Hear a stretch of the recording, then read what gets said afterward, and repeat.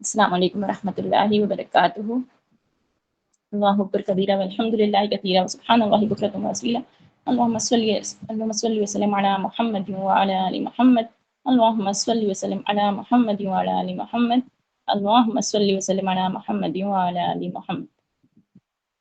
اللهم الهمني رشدي واعذني من شر نفسي، اللهم اني اسالك من خير ما سالك منه نبيك محمد صلى الله عليه وسلم، واعوذ بك من شر ما استعاذ منه نبيك محمد صلى الله عليه وسلم، وانت المستعان وعليك البلاغ ولا حول ولا قوه الا بالله۔ رب اشرح لي صدري ويسر لي امري واحلل عقدة من لساني يفقهوا قولي، ربي زدني علما، ربي زدني علما، اعوذ باللہ ان اکون من الجاہلین۔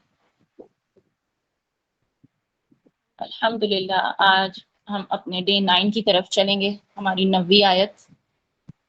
کل ہم نے عباد الرحمن کے بارے میں پڑھا تھا، اور آج ہم پڑھیں گے عباد الرحمن کے علاوہ، اللہ کے بندوں کے علاوہ اس کائنات کی دوسری چیزیں، تمام تخلیقات کیا کرتی ہیں۔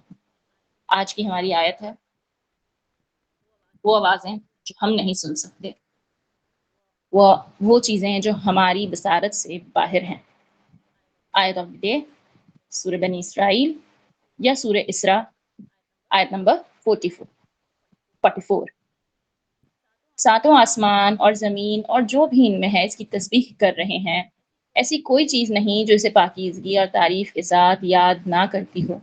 ہاں یہ صحیح ہے کہ تم اس کی تسبیح سمجھ نہیں سکتے، وہ بڑا بردبار اور بخشنے والا ہے۔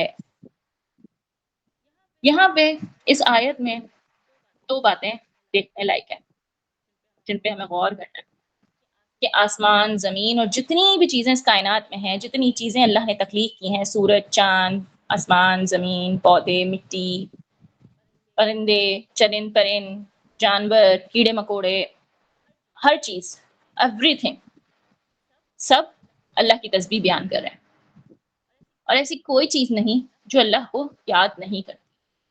اور دوسری بات کہ ہم انسان ان کی تسبیح نہیں سمجھ سکتے، ہمیں نہیں سمجھ میں آتا۔ کبھی کسی نے دیکھا ہے چڑیا کے منہ سے تسبیح کو سنا ہے؟ کبھی کسی نے پتھروں کو تسبیح کرتے ہوئے دیکھا ہے؟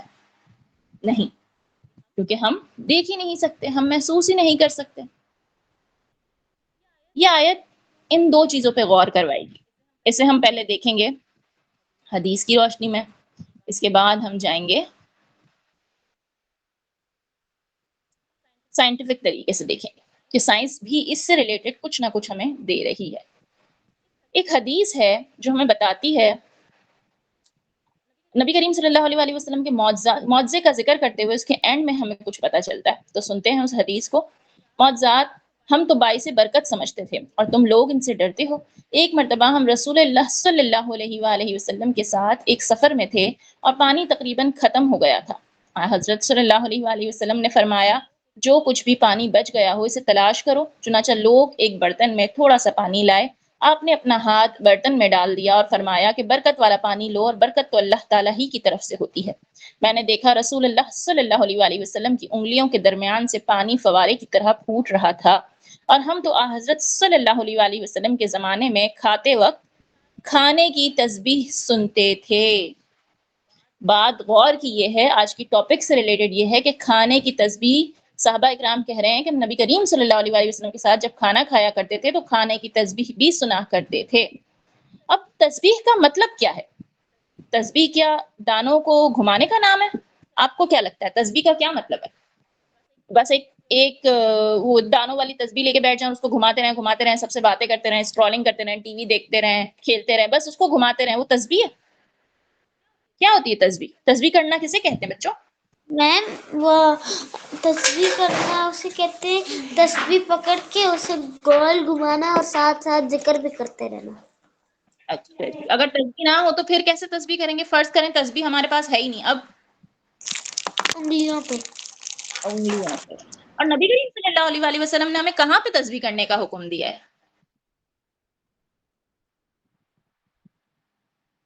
کس طرح تسبیح کرنے کا حکم دیا ہے؟ ہاں جی بختاور، کیسے کرنی چاہیے تسبیح؟ وعلیکم السلام ورحمۃ اللہ وبرکاتہ. آرام سے، مطلب تسبیح کے دانوں پہ کرنے کا حکم دیا ہے، انگلیوں پہ کرنے کا حکم دیا ہے، کوئی کسی قسم کے سیڈز پہ کرنے کا حکم دیا ہے؟ کیسے بولا ہے؟ نبی کریم صلی اللہ علیہ وآلہ وسلم نے ایک حدیث میں بتایا تھا نا، ہم نے جب تسبیح فاطمہ کو دیکھا تھا تو اس کے ساتھ ہم نے پڑھا تھا کہ ہمیں کیا حکم دیا گیا. یہ تسبیح ہم آج جو یوز کرتے ہیں یہ ہم نے کہاں سے اڈاپٹ کی ہے؟ میں نے یہ بتایا تھا آپ لوگوں کو، یاد کریں. کسی کو بھی یاد نہیں ہے؟ میم کون سی جو آج ہم لوگ پڑھتے ہیں وہ کہاں سے اڈاپٹ کی؟ یہ جو موتی کی دانوں والی تسبیح ہوتی ہے نا، ہم اسی پہ تسبیح پڑھتے ہیں نا، جو دانوں والی تسبیح ہوتی ہے، وہ کرسچنز میں سے ہم نے اڈاپٹ کی ہے اور کرسچنز نے بدھ مت سے اڈاپٹ کی ہے، ایسا میں نے کہیں پڑھا تھا. لہٰذا یہ ہمیں نبی کریم صلی اللہ علیہ وسلم کے زمانے میں یہ والی تسبیحاں نہیں ہوا کرتی تھی. ہمیں انگلیوں پہ پڑھنے کا حکم ہے. اور میں نے اس سیشن میں یہ بھی بتایا تھا کہ انگلیوں پہ پڑھنے سے سائنٹیفکلی اور فزیکلی بھی ہمیں فائدہ ہو رہا ہوتا ہے، کیونکہ ہمارے پریشر پوائنٹس پریس ہو رہے ہوتے ہیں. تو نبی کریم صلی اللہ علیہ وسلم نے ہمیں انگلیوں پہ پڑھنے کا حکم دیا کہ تسبیح کو انگلیوں پہ پڑھو، اور اس طریقے سے ہمارے پریشر پوائنٹس بھی پریس ہوتے ہیں. تو ایسا نہیں ہے کہ وہ بیکار ہے، وہ ہمیں فائدہ ہی دے رہا ہوتا ہے. اس لیے ہمیں کوشش کرنی چاہیے کہ ہم سنت پہ عمل کرتے ہوئے اپنی انگلیوں پہ تسبیح پڑھیں. ایسا نہیں ہے کہ آپ اس لکڑی کی تسبیح پہ پڑھو گے تو گناہ ہوگا، لیکن جب سنت ہمیں، اگر آپ کو تسبیح کرنی ہے تو ساتھ میں سنت کا ثواب کیوں نہ ملے؟ سوچنے والی بات ہے نا.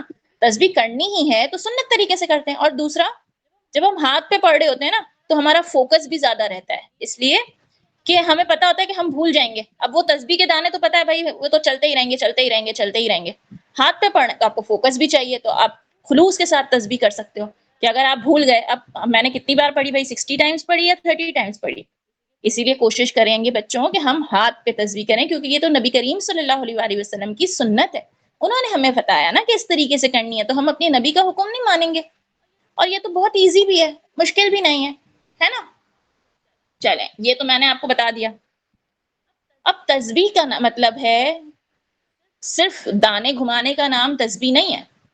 تسبیح تو ہم ہاتھ پہ بھی کرتے ہیں، تسبیح تو ہم چلتے پھرتے بھی پڑھتے ہیں، اسے بھی تسبیح ہی کہا جاتا ہے، ذکر ہی کہا جاتا ہے. تو تسبیح بیسکلی خدا کی اطاعت، یعنی کہ اللہ تعالیٰ کی اطاعت میں تیزی کرنے کو تسبیح کہتے ہیں. یعنی کہ اللہ تعالیٰ نے ہمیں جو رول اسائن کیا ہے، ہمیں جس طریقے سے حکم دیا ہے اس طریقے سے زندگی گزارنے کو، تو ہم پرندوں کو دیکھیں، پودوں کو دیکھیں، چاند سورج کو دیکھیں، دن رات کو دیکھیں، زمین اور آسمان کو دیکھیں، سب اپنے اسی سسٹم پہ چل رہے ہیں جس سسٹم پہ اللہ تعالیٰ نے انہیں بنایا تھا. اسی لیے وہ مسلسل اللہ کی اطاعت میں لگے ہوئے ہیں. وہ اللہ کی اطاعت کے بغیر اپنی مرضی نہیں چلاتے. سورج نہیں کہتا یار آج میں بڑا تھک گیا ہوں، آج میں کام کرتا ہوں صبح 10 بجے نکلوں گا. چاند نہیں کہتا ارے بھائی آج تو میں بڑا فریش ہوں، آج ایک کام کرتا ہوں میں 4 بجے ہی نکل آتا ہوں.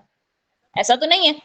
اب وہ 14 کو ہی فل مون ہوتا ہے، اس کا دل کرے وہ 5 تاریخ کو فل مون آ جائے تو سسٹم ہی پورا خراب ہو جائے گا، دنیا کا نظام درہم برہم ہو جائے گا.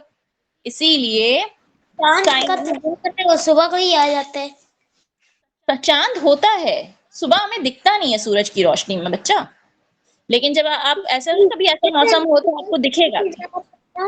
میں اسکول جا رہا ہوتا ہوں تو وہ چاند ہلکا نظر آتا ہے. چلیں، ہم نے تسبیح کو دیکھا، یعنی کہ سبحان اللہ کے معنی ہے اللہ کی طرف تیز رفتاری سے جانا اور اس کی اطاعت میں کوشش کرتے رہنا. تسبیح کا مطلب سمجھ آ گیا بچوں کہ تسبیح کا مطلب دانے گھمانا نہیں ہے. تسبیح کا مطلب ہے اللہ تعالیٰ کی اطاعت کرنا، اللہ تعالیٰ کو یاد کرنا. اور جب ہم کسی کی اطاعت کرتے ہیں تو اٹ مینس کہ وہ ہمیں یاد ہے. کلیئر ہے؟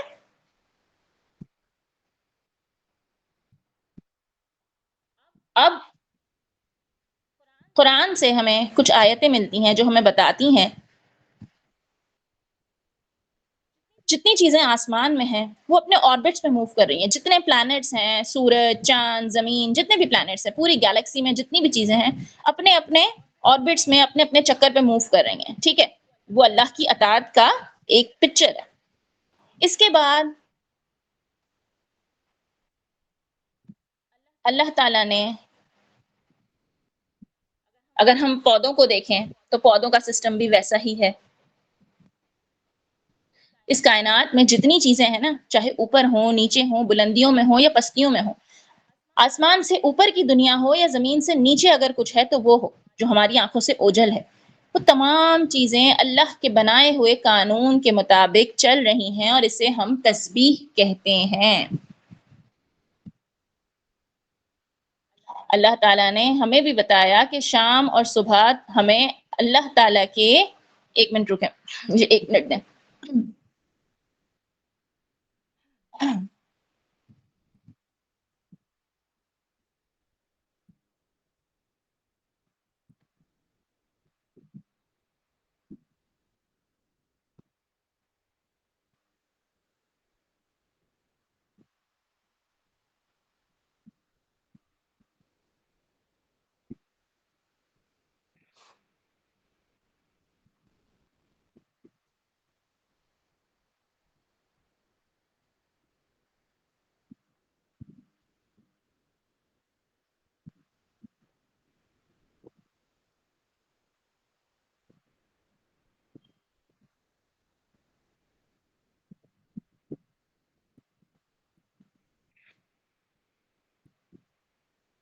اللہ تعالیٰ ہمیں بھی حکم دیتا ہے سورۃ الروم آیت نمبر 17 میں کہ بس اللہ تعالیٰ کی تسبیح پڑھا کرو جب کہ تم شام کرو اور جب صبح کرو۔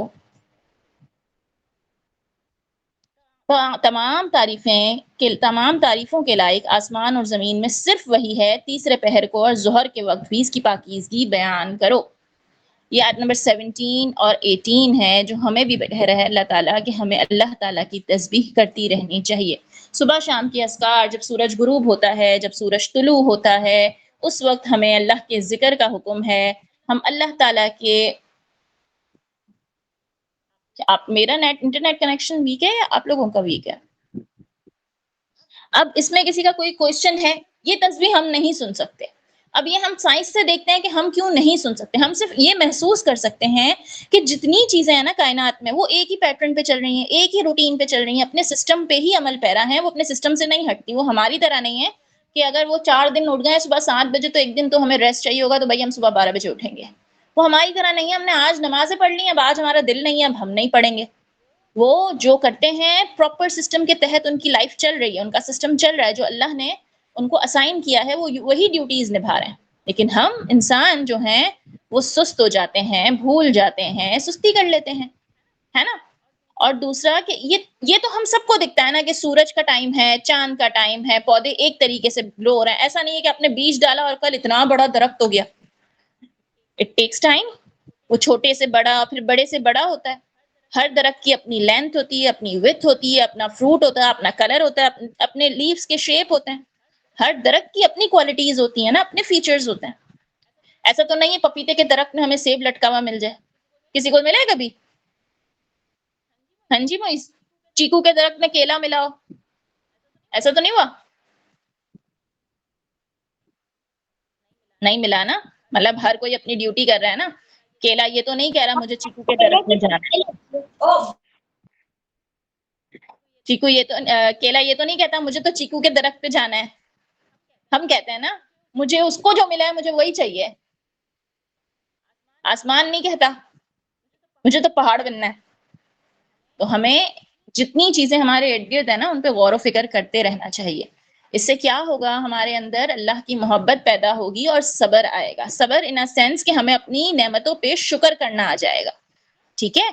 ہمارے جو نیگیٹو ایلیمنٹس ہیں، جو نیگیٹو ٹریٹس ہمارے اندر پیدا ہوتے ہیں یا نیگیٹو خواہشیں جو ہمارے اندر پیدا ہوتی ہیں وہ کاؤنٹر کر دی جائیں گی۔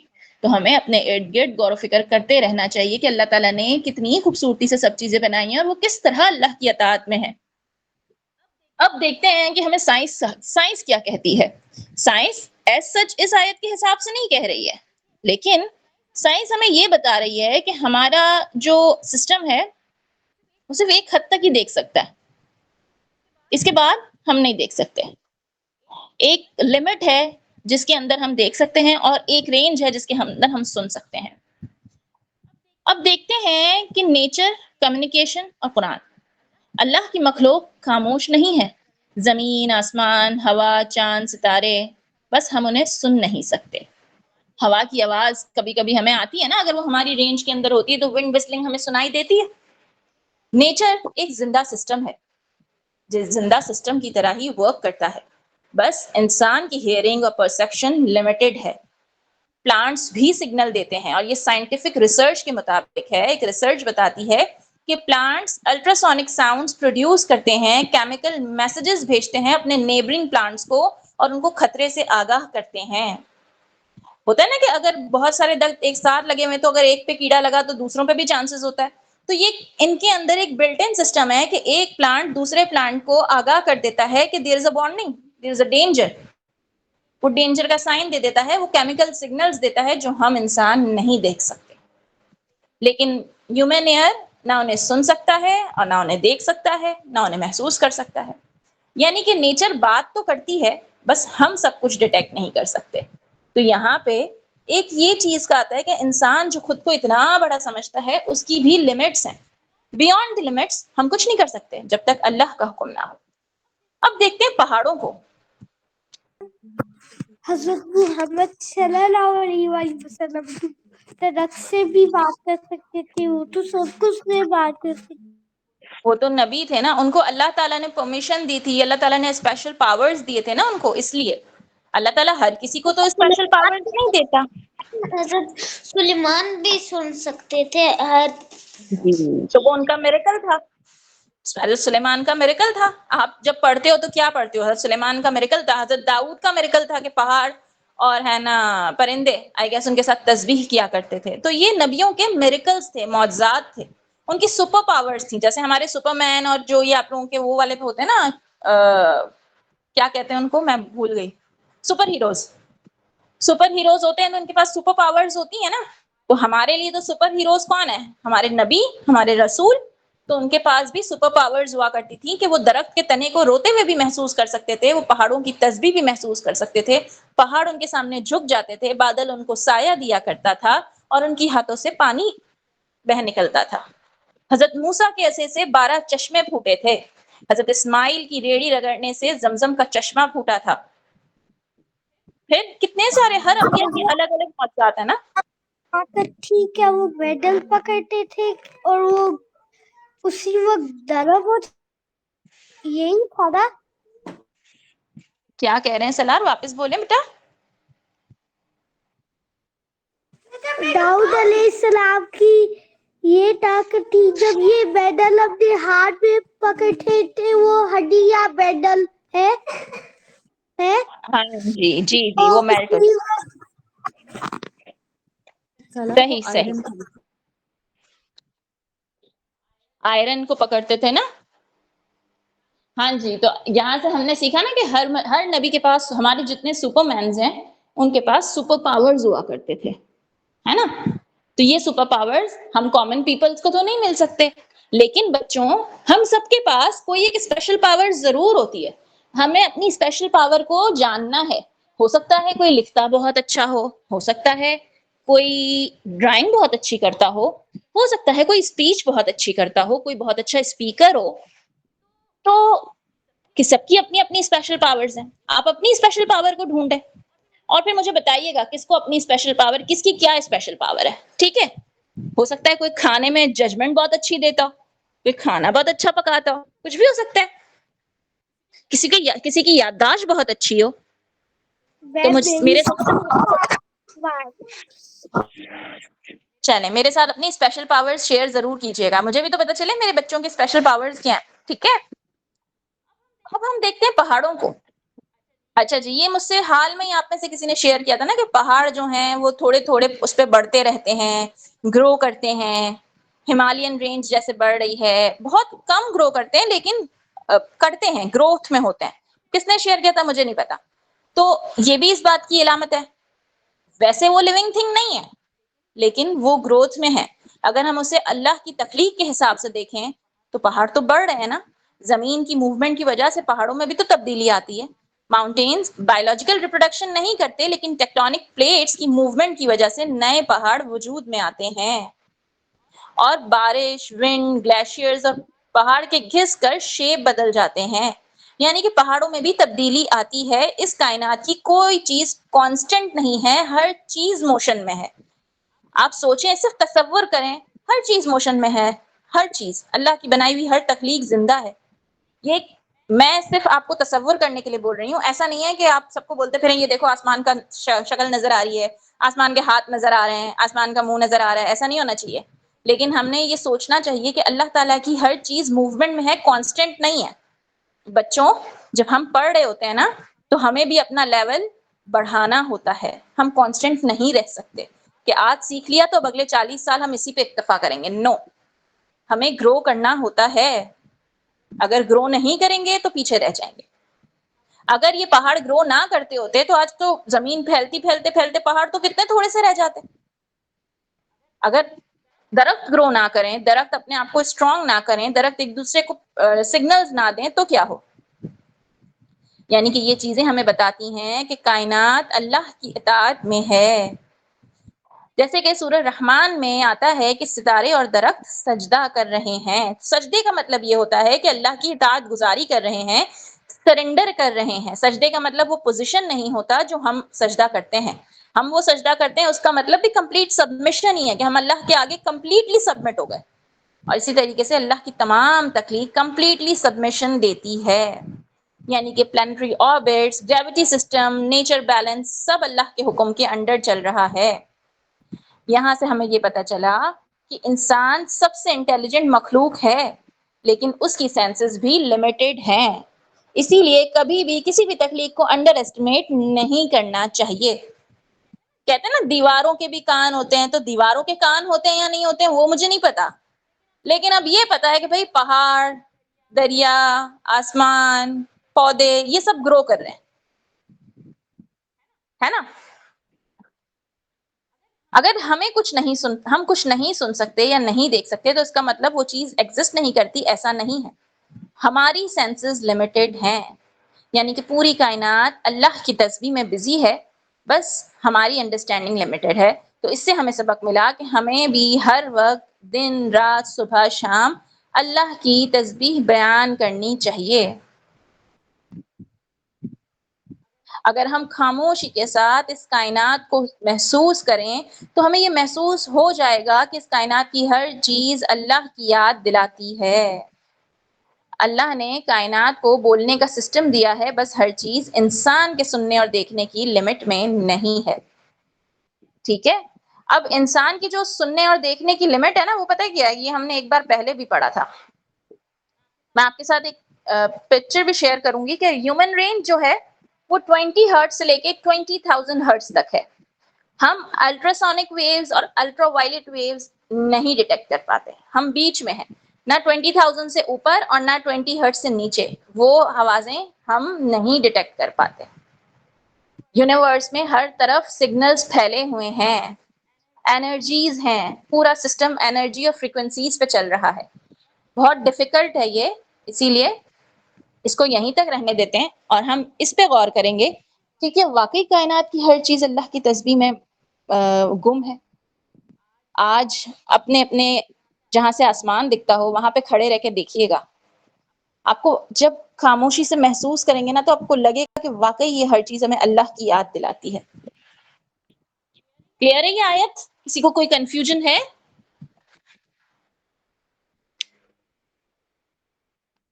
یا کنفیوژن ہی کنفیوژن ہے؟ اوکے چلیں پھر. آج کوئی دعا نہیں ہے، آج ہے آپ نے لسٹ بنانی ہے کہ استغفار کرنے سے کیا کیا بینیفٹس ملتے ہیں اور اس کو گروپ پہ شیئر کرنا ہے. کل والی آیت دکھاؤں؟ کیوں آپ کے پاس نہیں ہے؟ اچھا کل بختاور نے بھیجا نہیں تھا، ریکارڈنگ بھیج دی تھی میں نے سہرین، آپ دیکھ سکتے ہو. ٹھیک ہے بختاور آپ سینڈ کر دیے گا اور آپ ریکارڈنگ بھی دیکھ سکتے ہو، ورنہ آپ اسکرین شاٹ لے لو ابھی، کیونکہ اگر بختاور یہ والا شیئر کریں گی تو پھر کنفیوژن ہو جائے گی. بختاور آج والا شیئر کریں گی نا پھر. کیا چیز سینڈ کرنی ہے؟ اچھا آپ کی جو ڈیوٹی تھی نا آج کی آیت اور آج والا پیج، ٹھیک ہے. اور سہرین آپ ٹھیک ہے، سہرین آپ ہے نا ریکارڈنگ سے سن لینا پچھلے دونوں دن. صحیح. اب آپ لوگوں نے آج وہ لسٹ بنانی ہے جو فائدے ہمیں استغفار سے ملتے ہیں، اور اس پہ ہم پورا سیشن کر چکے ہیں، تو امید ہے کہ لسٹ بن جائے گی اور میرے پاس شیئر کر دی جائے گی. میں انشاءاللہ چینل پہ اس کا رسپانس پوسٹ کرتی ہوں اور پھر شیئر کرتی ہوں، تو آپ لوگ وہاں پہ شیئر کیے گا. اس کے بعد پیرنٹس کے لیے دعا آپ اپنے الفاظ میں کر سکتے ہیں، اپنے ماں باپ کے لیے دعا. اللہ تعالیٰ ہمارے ماں باپ کی عمروں میں، صحت میں برکتیں عطا کرے، ان کے رزق میں برکتیں عطا کرے، ان کے لیے خوب خوب دعا کریں. یہ دعا کرتا ہوں. کون سی دعا کرتے ہیں سلاد؟ جی جب بھی مسجد جاؤں میں کلاس میں ماں باپ کی ہی دعا کرتا ہوں. ماشاء اللہ، بارک اللہ. ہمیں ماں باپ کے لیے دعا کرنی چاہیے، ٹھیک ہے؟ یہ ان کا حق ہے کہ ہم ان کے لیے دعا کریں. وہ ہم سے اتنی محبت کرتے ہیں، ہم انہیں کچھ بھی نہیں دے سکتے، ہم ان کے لیے دعا تو کر سکتے ہیں نا، اللہ تعالیٰ سے مانگ سکتے ہیں، اللہ تعالیٰ دے دیجیے، اللہ تعالیٰ تو دے سکتے ہیں. تو ہمیں ماں باپ کے لیے دعا کرنی ہے، اپنے الفاظ میں کریں. قرآن سے بھی ہمیں ماں باپ کے لیے دعا ملتی ہے، وہ بھی آپ سب کو پتا ہے، رب ارحمہما کما ربیانی صغیرا. اس کے بعد آج کا ایک تدبر ورڈ ہے الہاکم التکاثر. یہ ہم نے سب نے پڑھا ہے الہاکم التکاثر، لیکن میں اس کا بریف ڈسکرپشن دے دیتی ہوں تاکہ اس کو آپ لوگ اچھے سے لکھ سکیں اور اس پہ سوچ سکیں. سوچئے گا. دنیا کی ریس اور غفلت کا سبب زیادہ پانی کی کمپٹیشن دل کو اللہ اور آخرت کی یاد سے دور کر سکتا ہے. الہاکم التکاثر، زیادہ سے زیادہ پانے کی طلب. کسی کو یاد ہے الہاکم التکاثر ہم نے کی تھی؟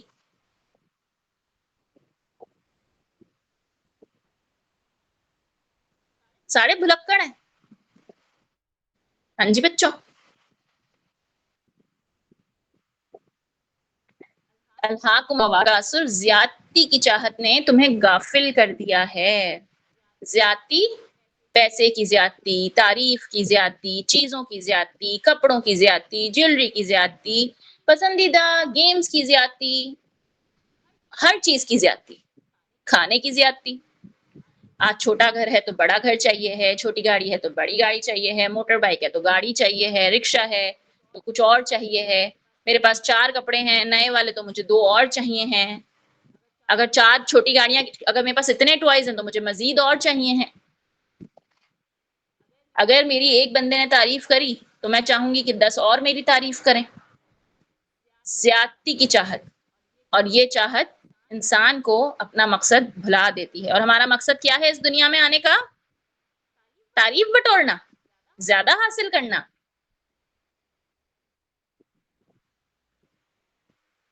کیا مقصد ہے بچوں؟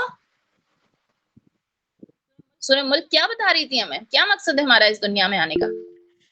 جی عمر. ایگزام.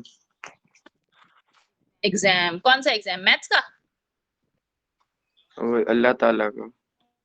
اللہ تعالیٰ کا ایگزام. صحیح ہے، یعنی کہ ہمیں نیک عمل کرنے ہیں، کلیکٹ کرنے ہیں اعمال کو.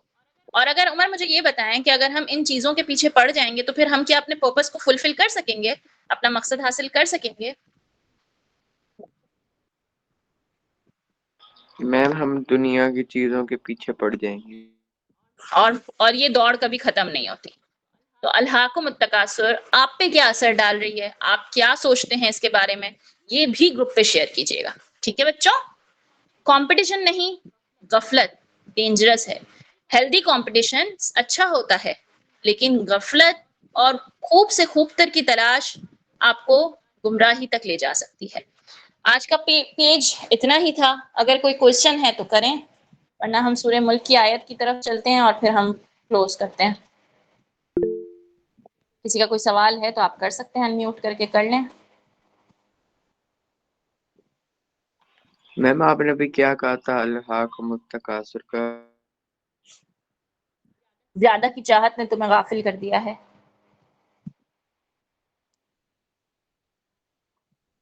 یہ جو کہا آپ نے تھا. بھی بولا تھا کہ یہ سینڈ کرنے، وہ آپ نے کیا کہا تھا؟ میں نے کہا تھا کہ آپ نے اس سے کیا سمجھا؟ الہاکم التکاثر آپ کو کیا ریفلیکشن دے رہا ہے؟ آپ کے کیا سمجھ میں آ رہا ہے؟ آپ کو اس سے کیا لیسن ملا؟ آپ کیا سمجھ آ رہے ہیں؟ کیا پوائنٹ آپ نے اس سے گیٹ کیا؟ آپ نے وہ شیئر کرنا ہے. تدبر ہے نا، تدبر تو یہی ہوتا ہے کہ جو آپ نے حاصل کیا. آپ پہ یہ آیت کیسے کھلی؟ آپ کو کیا لگتا ہے الہاکم التکاثر کیا ہے؟ ٹھیک ہے، اور کیا کیا چیزیں اس کے اندر آ سکتی ہیں؟